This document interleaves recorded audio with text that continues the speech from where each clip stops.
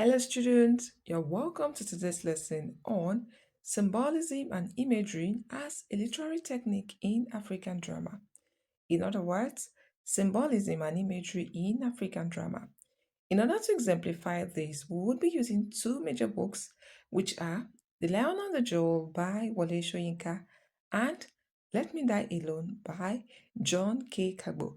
These are African plays so that you can have a better, well rounded understanding of symbolism and imagery and excel excellently in any examination that you might be preparing for. So, are you ready to learn with me today? Get your writing materials and stay tuned. I am Rameso Adeyemo from English with RMG, and this video is proudly brought to you by IOTA Virtual Learning Platform. So, what is symbolism and imagery in African drama? Let's pick these two concepts in literature one after the other.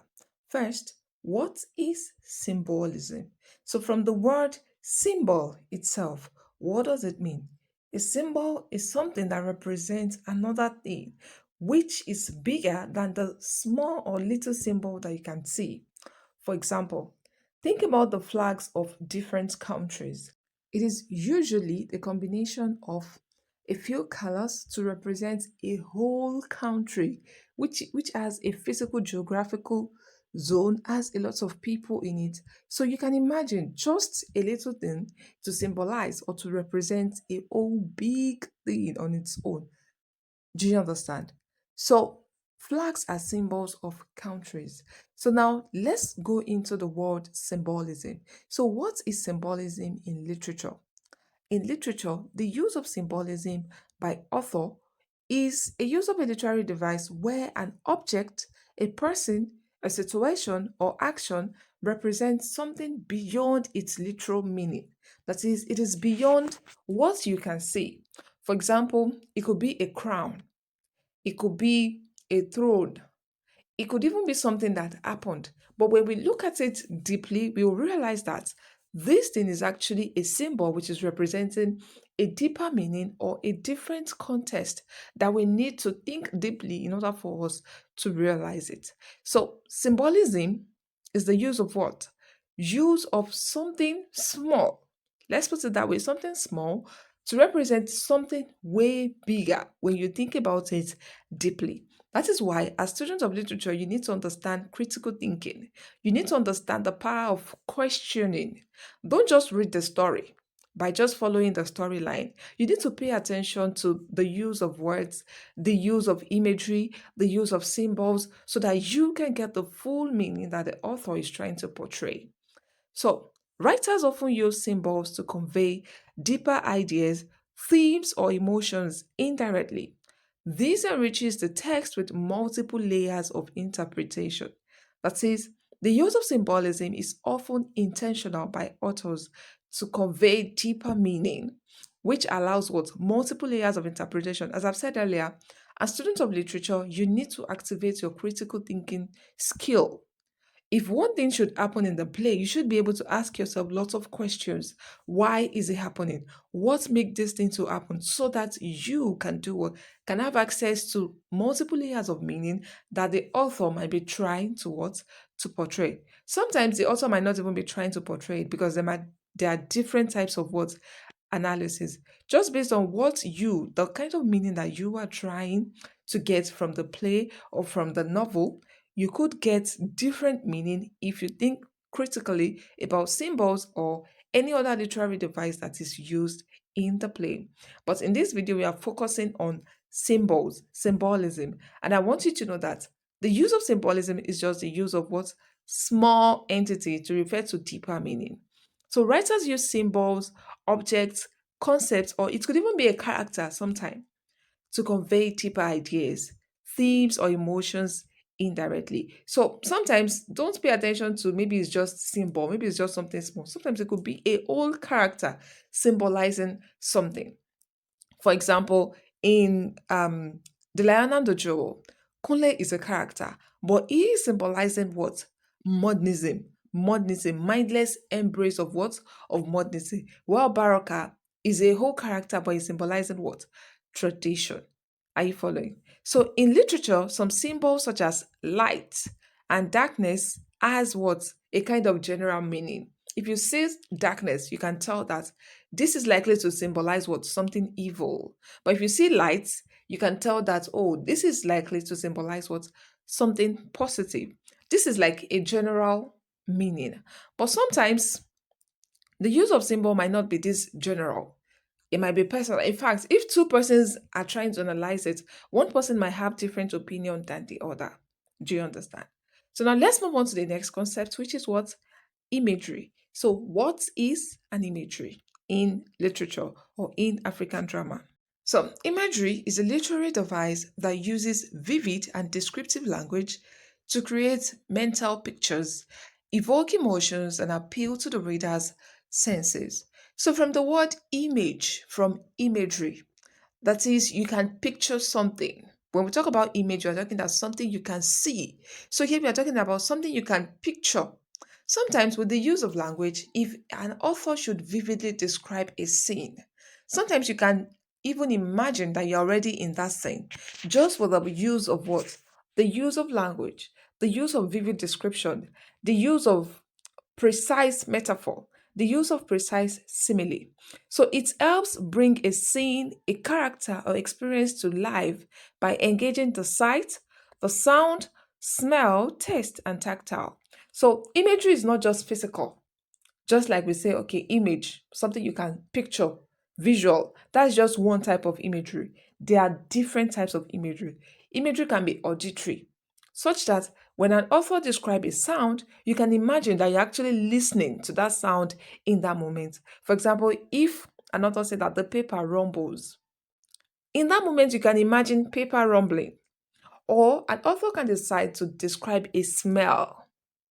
Do you understand? Maybe the pleasant smell of a particular food. If you're familiar with that food, if the author is using the right word, you will be able to imagine that smell in that moment. Also, for taste, if an author is describing the taste of a particular food and he or she is using the right word to describe it, in that moment, you will be able to imagine that particular taste. And also, touch. So, that is the power of what?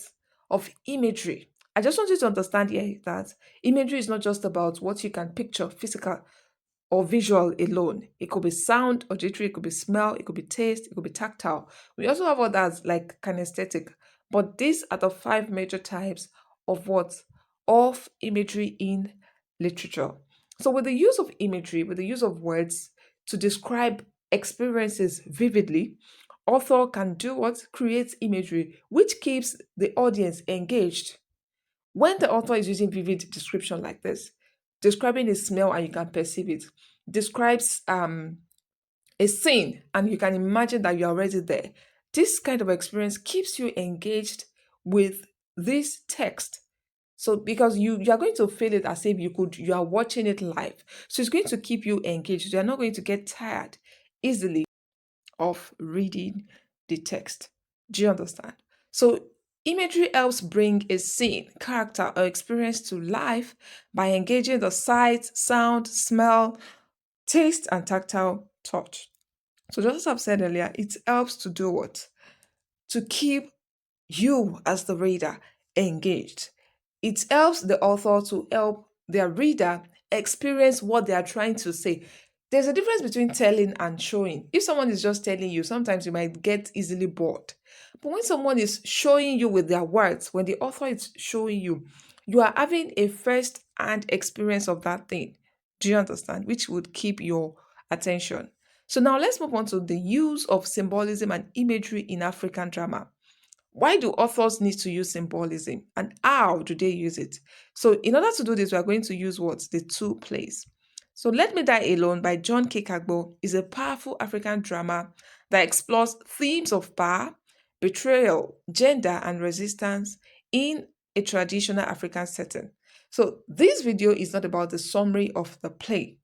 There's another video on the summary of the play. So, if you'd like to check that out, you can check this channel.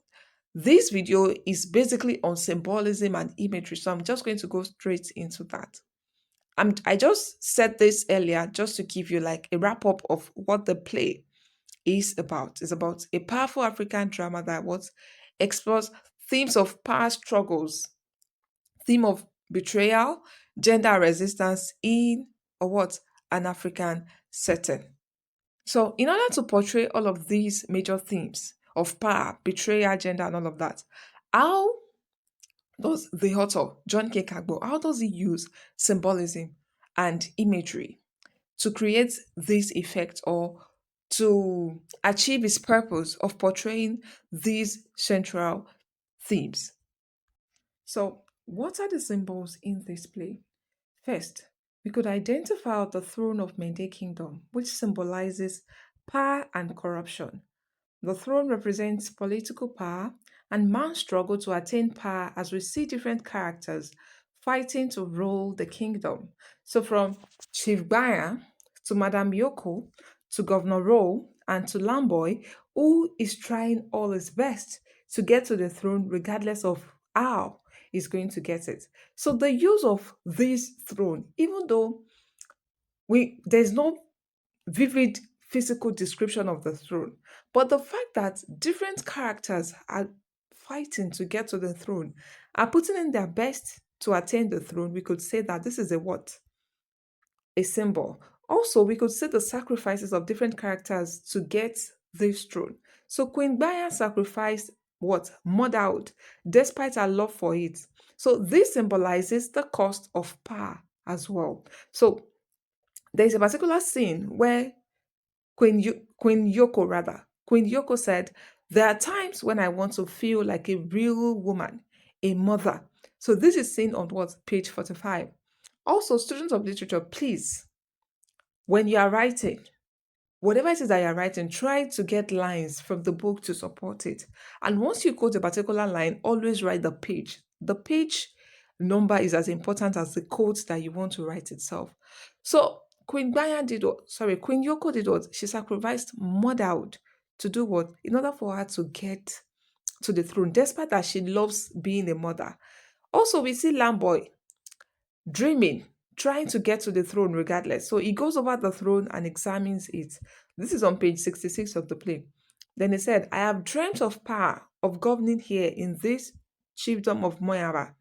I have started walking towards this throne now on the road of blood, and there is no turning back. So we could see in the beginning of the play that it was Lamboy killed Gbaya. He also killed Geneba in order for him to do what?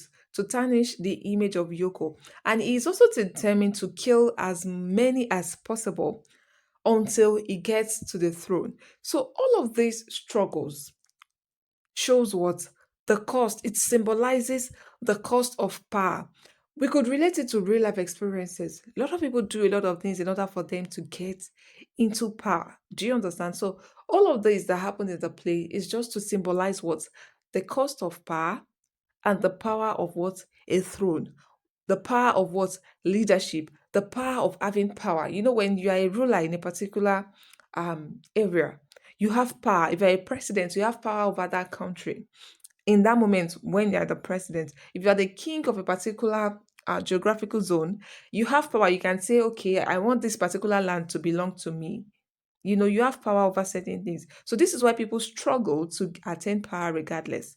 Also, the use of gun by the colonialists also symbolizes foreign domination and the destructive influence of what? Of colonialism. So when the author was describing Chief Bayan's bedroom and all of that, it was only local fighting, whatever. So we have um spears and all of that. But when the white man came, he came with soldiers with guns. So on page 20, we say soldiers enter with guns. And then he said, when people like us leave our civilized society to come and bring both the light and the word to you, we expect you to conform. So the major thing here is look at the with the sight of gun, what happens if you see somebody carrying gun? Even if it is a policeman in your neighborhood, you don't want to go too close to that kind of person because it brings about fear. You are scared that, oh, what if this person makes a mistake? That's a policeman. So now imagine that a thief is carrying a gun or a colonialist is carrying it, you are so scared. You want to do whatever it is that this person is going to ask you to do. So the use of this gun, it creates physical imagery, and we can also visualize, we can imagine the kind of um effects that this is going to have on the psychology of the people of Moyaba. So the effect of this is that the author is trying to tell us that what the colonialist has some destructive effect on the black in this period. Do you understand? So the use of this symbol here, has a deeper meaning that is deeper than just gun, seeing gun. You all know the effect of seeing somebody carrying a gun. Do you understand? Also, sometimes with the use of language, we can identify some symbolism. So we have my master, governor, I welcome you to senior. This is Chigbanya talking to the what? Governor Rowe. But what was Governor Rowe's response? Don't put those filthy paws on me, you savage. So you can see who is being welcoming and who is being hostile.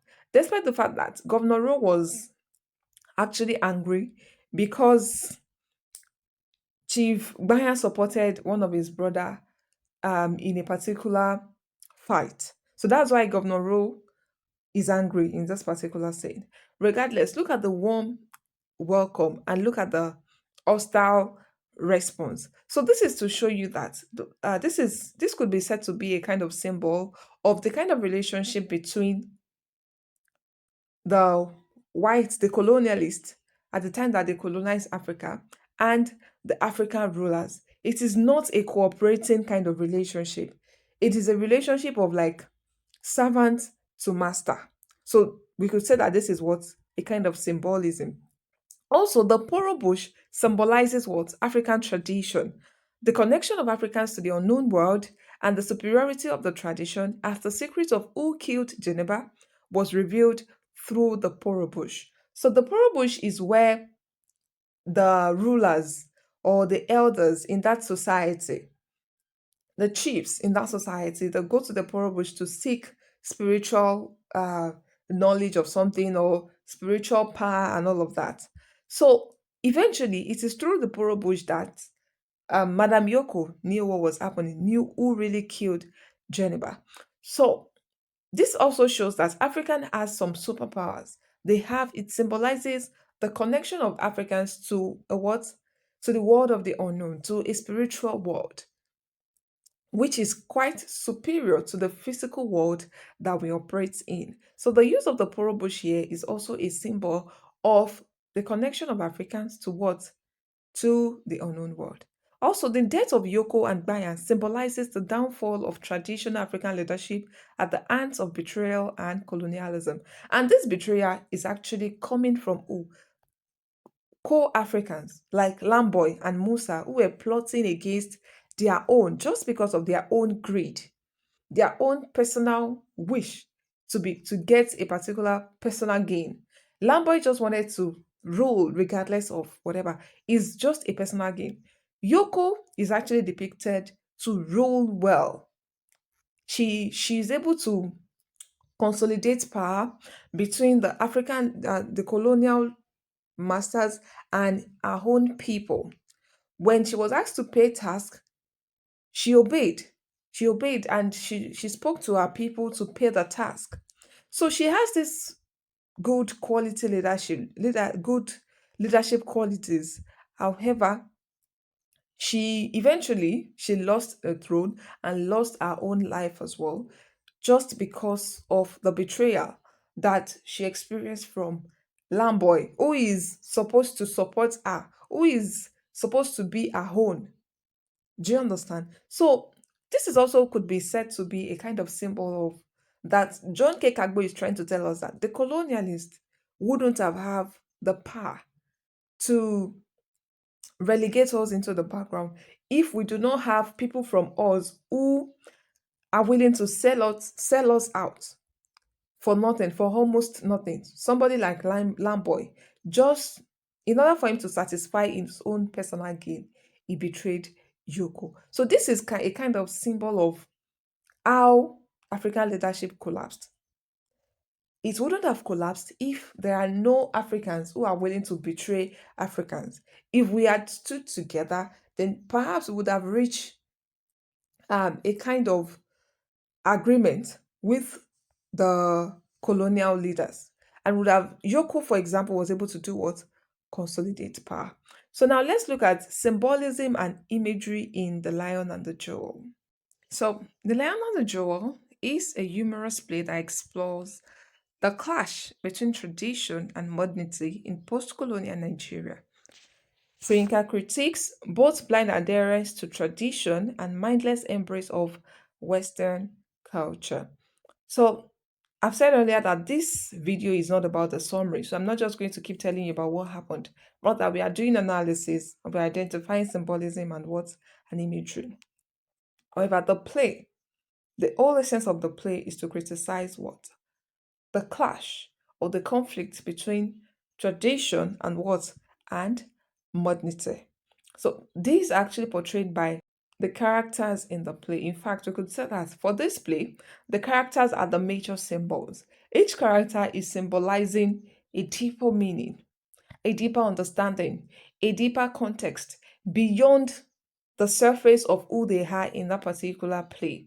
So if we allow ourselves to go deeper, to open different layers of interpretation, we would understand that each character in Wole Soyinka's Let Me Die Alone is symbolizing a particular context in the world, in the real world, or in the real experience of Africa in their post-colonial experience. So Shoyinka uses the depiction of characters to explore symbolism and consequently the major themes of the play. That is, the major characters are the symbols, and the use of this symbolism helps Shoyinka to do what? To actually portray the major purpose of the play, the major themes of the play.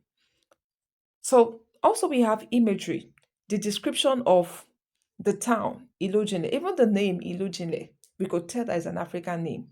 Do you understand?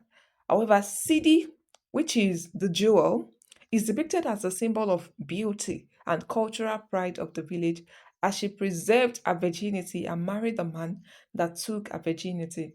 So Sidi being a traditional woman, she's depicted as a traditional woman. So we could say that she's a symbol of who an African young woman is. An African young woman cares about her virginity. She wants to only get married to the man that is going to pay her bride price. Regardless of what Kunle was promising her about a modern kind of lifestyle, Sidi wants her bride price regardless. So we could say that she is what? A symbol of what? Tradition, African tradition. She's a symbol of the ideal African young lady in the what pre-colonial and early post-colonial Africa. So Baraka the lion also symbolizes what traditional African leadership through cunning wisdom, manipulation, and resistance to change. So Baraka here is depicting a man who has embraced tradition, who has he is unwilling to do what to accept modernity, and that is why usually when he has conversation with Lakunle, you would see the satire there. Instead of saying good morning, he could speak. He's going to say Guru morning. So use of words like this, Shoyinka is trying to show us that Baraka is a man who does not really what accept modernism. He says all what Lakunle is saying as something that is worthless. Rather, he is willing to do what? To adhere to traditional values. And this is why he has many wives and he's also willing to get married to what? To Sidi. He knows what Sidi wants, that Sidi wants a bride price regardless. And he is willing to get her, even if it takes him to manipulate Sidi or to use some cunning wisdom to win Sidi over to himself. So the use of this Baraka is symbolizing what? Traditional African leadership, which eventually helps Soyinka to do what? To portray the purpose of the play, that tradition wins over what? Modernity. So now Lakunle, the school teacher, also symbolizes blind westernization. His refusal to pay Sidi's bride price symbolizes his refusal to accept reality. Eventually, his defeat in winning city depicts the superiority of practical wisdom over empty intellectualism. So it seems that Shoyinka here is trying to portray to us that we already have this experience of colonial influence and we have our own traditional culture, which is in sharp contrast with what the West are introducing to us. However, we should be able to maintain a balance. If anybody wants to win, you need to understand who you are. You need to be able to identify who you are. And then you need to understand what you need from this modern culture. And then you try to strike a balance. So, all of these symbols, characters are put in place in order for what? For Shoyinka to portray this purpose of creating a balance between African culture, African tradition, and what? Modern Western culture. Also, the magazine that features CD and the village as a whole also symbolizes Western influence and vanity. Sidi's fascination with the magazine, despite her love for tradition, shows that even tradition is not immune to outside influences. So we could say that the magazine is what made Sidi fascinated and what kind of added to her ego for her to think that she is going to go to Baraka to do or to humiliate him, not knowing that Baraka is the one who is plotting the game, all of the game, in order to win her over. So you need to understand the symbols. And when you identify symbols in plays, even if it is not this particular play that we are talking about, you might have another play where you need to discuss symbolism. You might be in an examination or where you are asked to discuss symbolism. You need to understand that after identifying the symbolism, you need to tell your reader the function, the purpose of the usage of this symbolism. You would say that I already mentioned that the characters are symbols, and the purpose is for what? Showing how to portray the conflict between African culture and what? The Western culture. Also, Sadiko, the head of Baraka's wives, symbolizes typical traditional African woman and patriarchy in African society. So you can imagine a woman trying to woo another woman for her husband. So this is not what a Western woman will do. This is what African, this is native to Africa. So you could say that Sadiko is a symbol of what? African woman and patriarchy in African society. She is willing to help her husband woo another woman despite still being married to him. A modern woman will never do that. So look at all of these characters that Shoyinka has created. He created these characters to symbolize what? Different aspects of tradition and what? Modernism in post-colonial Africa. In order for him to achieve what? In order for him to achieve his message, in order for him to pass across his message of trying to create a balance between African and what? And Western culture, although in the play, eventually, tradition wins because CD is the prize. CD is what everyone is trying to win over. Lakunle is trying to win her over to him. Baraka is also willing to win her over to him. Eventually, Baraka wins. And Baraka is the symbol of tradition. So we could say that eventually, tradition wins. So, but what I want you to understand is as you identify symbols, also identify the purpose. So if you are asked to discuss symbolism in a particular play, don't just go there to identify it and then you start telling story. No. After identify it, also discuss the purpose of that particular symbol. The purpose of CD is to show us what? The typical African young woman. The purpose of Lakule is to show us the typical African who has decided to do what? To embrace Western culture mindlessly. Do you understand? So don't just identify, discuss the purpose. Also, the use of words such as odontry, bush school, village center, ballet, akowe, etc. create an auditory visual imagery. So when you read these words, you already know that this is a typical African village. This also helps in building the central theme and the purpose of the play, which is the conflict between tradition and modernity. So beyond the symbols, we have what? Visual auditory imagery, because Shoyinka uses what? Some native language like odontry. Also, some language that are what? Some English that are direct translation from the native Yoruba language like bush school, village center, ballet, akowe. etc. So this creates what a visual imagery of an African village. Do you understand? Do you have any question? If you have any question, do not hesitate to ask in the comment section, and I would be glad to answer any of your questions. Kindly share this video with your mates who are also preparing for any literature exam, and do not forget to like and subscribe on this channel. Thank you.